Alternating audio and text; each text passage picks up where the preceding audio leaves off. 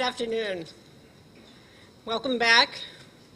It's that restful time after lunch, so just feel free to relax and let the words wash over you.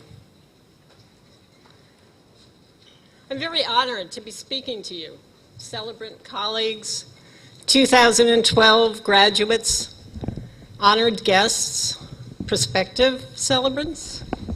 It's quite a community. It's an exciting time to be a celebrant. I know you've been listening all morning, and now we're going to experiment with listening. Maybe when I began a few seconds ago, you first tuned in to listen well, not only because you are polite, but because the bell ringing was unexpected. Your attention was diverted from unfinished conversations at lunch, to mulling over what you had heard this morning, to mentally gauging how much time you have to sit here. My thought is, you may have figured I would start talking, but then I rang bells instead.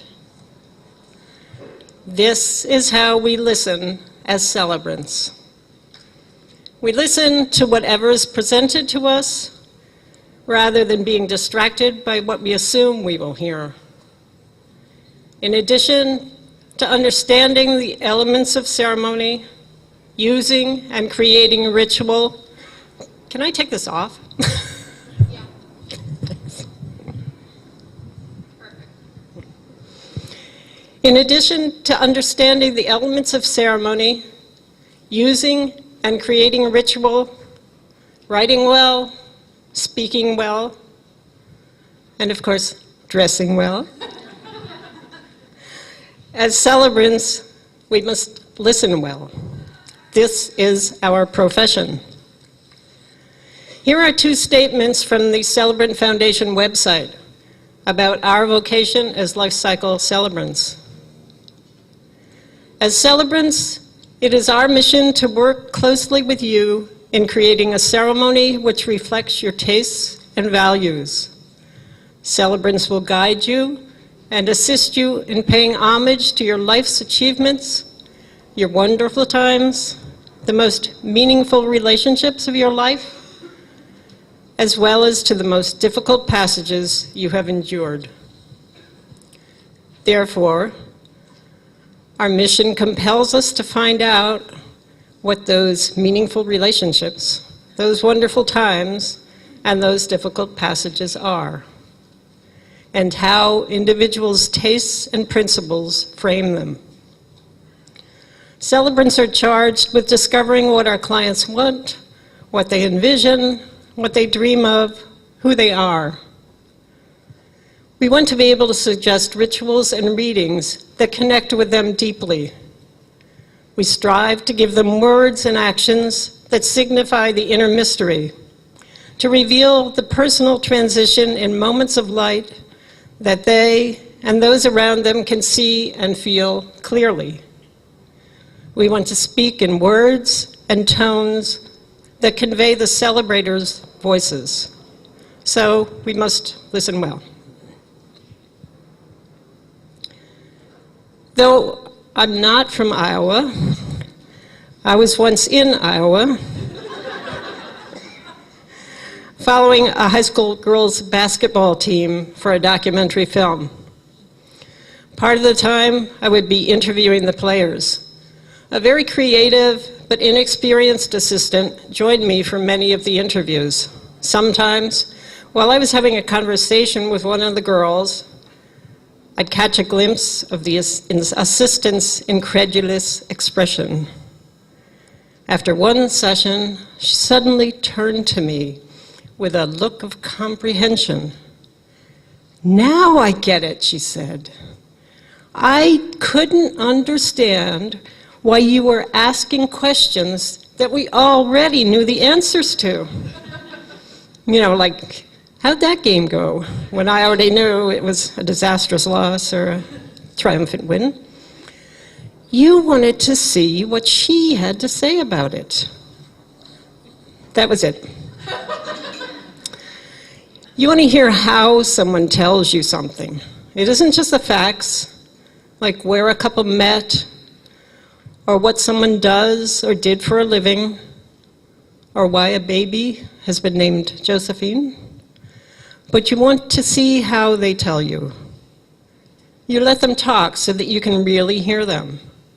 What pieces do they tell you? And who tells you what?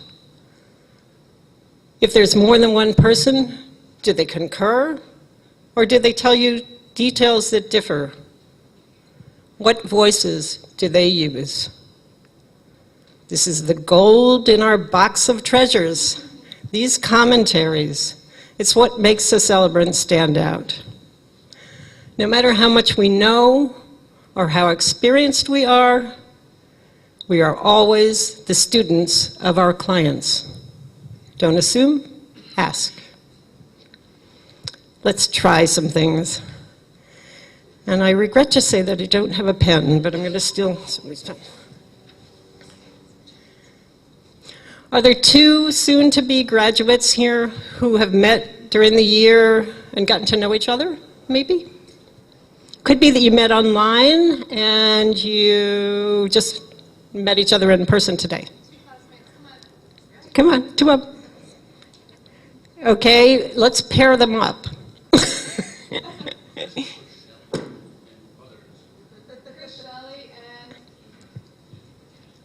Oh, this doesn't work. Oops. Okay, who do we have? You can stay there. You just have to answer some questions. Chris, and Jim. Thank you. But I'm sorry, but does anyone have a pen I could take? Thank you. Thank you. Okay, Jim. Yes. And Chris? Great. Great. All right. Let's say that there's going to be a ceremony for Jim and Chris's move into professional celebrancy. They're forming a business partnership and have decided to usher it in with a new beginning ceremony using their recently honed tools. I'm going to ask you to each answer separately. And since, as far as I know, this is not a real situation, feel free to answer intuitively and wishfully if you like. The rest of us will listen. Jot notes if you want. Okay, Jim. What tone would you like for the ceremony? Intimate, ceremonial, sacred, warm, businesslike, lighthearted, or soothing? Warm. Okay. Chris, what tone would you like for the ceremony? Colorful and messy. Great. Who would you like to have there with you? I guess Jim can be there. All of the venture capitalists who gave us money will be there. And how about Cindy should be there, I think. And Charlotte, of course. My style council will be there as well.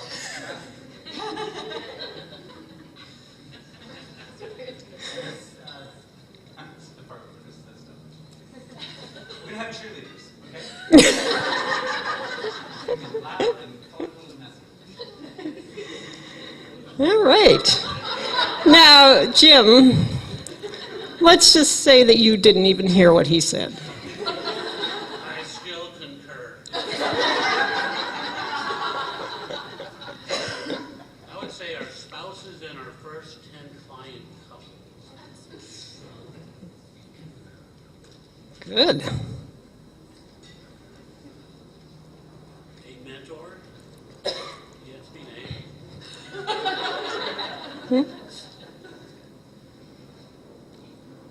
I like to cheerleaders.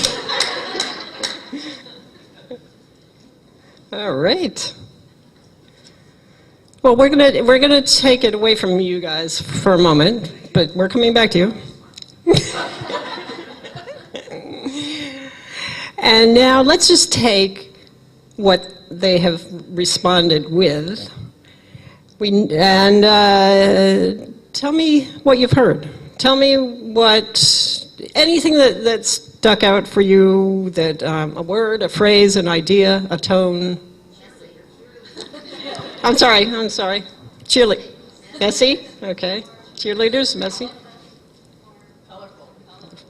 Funny. Humor. Business-like. Playful. Okay, I think I probably missed something, but let me just give you what I have heard from cheerleaders: messy, colorful, humor, business, like, playful. Mentors, quiet, clients, spouses.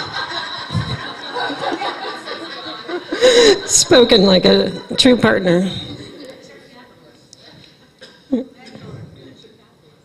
All right.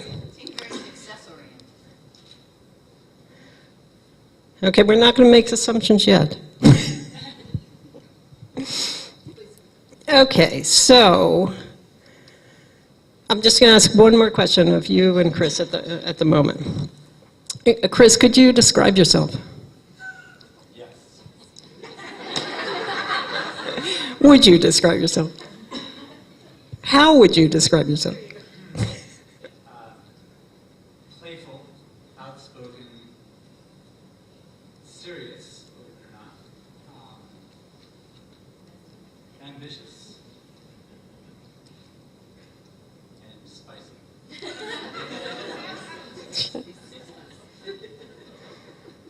All right. Concur. About him or about you? Let's say humorous, serious, spiritual in a secular way, and nice. That sounds true. Okay. Okay, now we're going to leave you alone again for a moment. So, we know that they're both serious.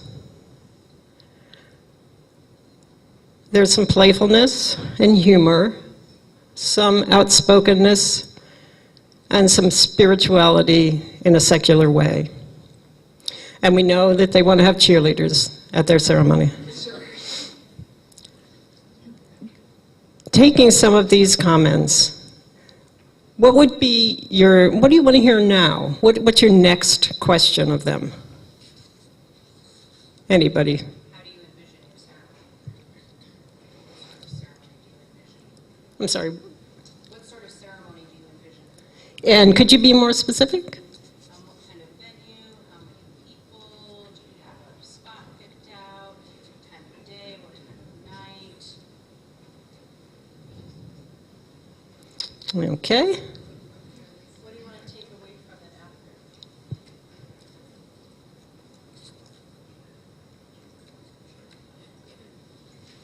after? Okay.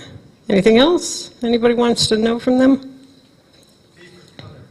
Sorry? Favorite color? Okay.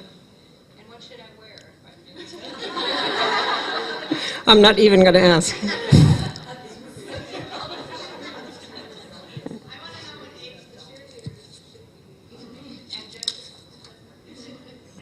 Okay, I'm sorry, but we've closed the questions. Okay, Jim, we're going to let you start so that you can't just concur. So what sort of ceremony do you envision? What kind of venue? How many people? Remind me again, This is, set of our business. yes, this is your new beginning ceremony for your business. Outside, Okay. springtime, flowers. Morning,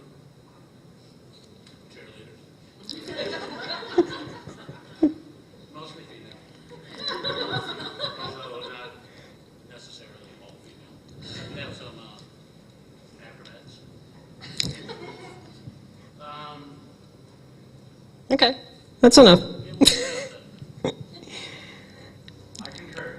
We'll have maybe 100. Okay. And how many people do you think you're thinking of? I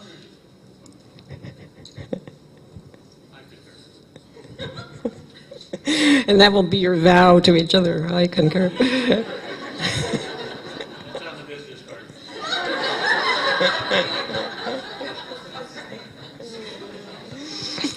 Okay, I'm actually going to, wait, where's my timekeeper? Am I okay? Well, we're going to keep going. Okay. What do you want people to take away from this ceremony?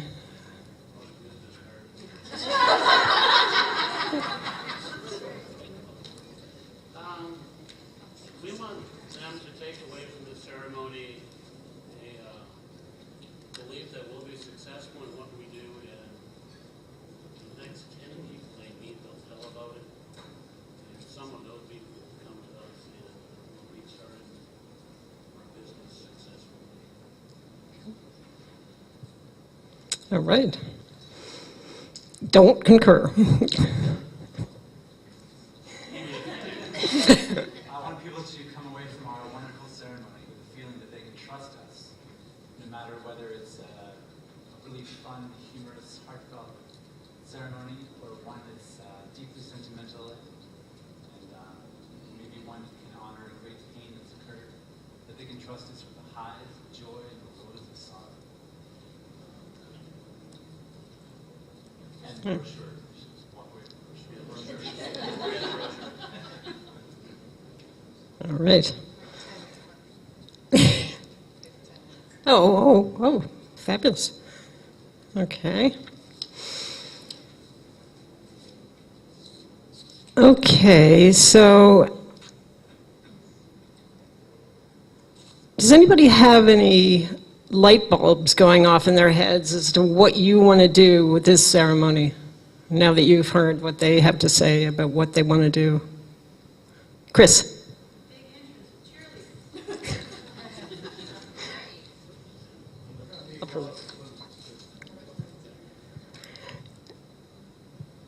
Parade and balloons. Everybody gets a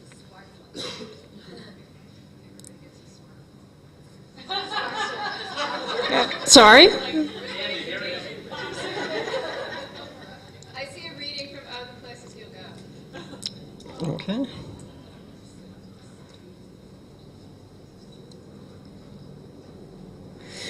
What would you, who do you think might be important to them? From what they've said, who do you think you would ask about including in the ceremony? You know, Not the cheerleader. I mean, specifically including in the, what was that? The, that deep, Deep, sentimental, heartfelt, moving. right. Who? Yes, yes. Maybe one of your venture capitalists could share why they're investing, what you promising. That's great. And a mentor who could discuss what potential you see in these two. That's very nice. What are more of the clients that they don't know? Oh, that's very nice. Their experience? Funny. One or two attendees from the ceremony to talk about the impact that it had on us. And how would you do that? To ask the client that would be speaking, is there someone who had attended? Oh, I see. Et cetera, that you could bring with, you could talk about what it was like to be a witness or participant, attendee to that ceremony. That's great. And I think I missed somebody. You would say a family member, either by blood or a chosen family member, who could corroborate their story.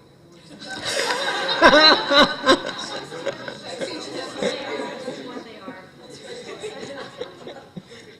Yeah.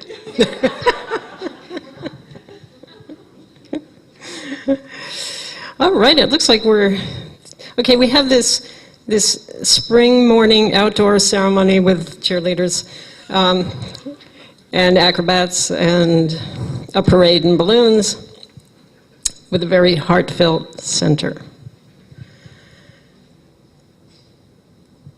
And I think we could go on, but we're going to leave it there.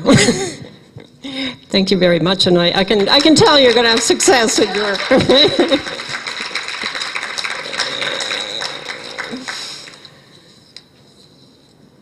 All right. So we know something about Jim and about Chris and about what they envision for their ceremony, how it reverberates in their lives, and what they want to do, what they want to take from the ceremony, and what this moment in their lives means to them. We are beginning to see how this creative ritual connects them to the wider world, how their personal move intersects with the eternal fact of change. We're beginning to hear the voice of the ceremony. What a pleasure it is to be a celebrant. We get to listen in on the lives of others, and it's just part of our job. It's just a certified celebrant carrying out the mission that guides us. John O'Donohue says in a blessing, which may or may not be at your ceremony, for a new position, may your work fit the rhythms of your soul, enabling you to draw from the invisible new ideas and a vision that will inspire. We listen well, we draw from the invisible, and hand back to our clients their own words sculpted into ceremony. For repeating a person's words back to them affirms that you have heard them and that the words had meaning for you. That you then put these fragments together in a whole new way says that not only did the voice reach you, but it resonated with what you know of life. We all have stories, and each individual tale is a tiny nugget of who we are. That we can know each other is probably the most extraordinary gift in life. As celebrants, we acknowledge that understanding to exist, and we help it to thrive. Thank you.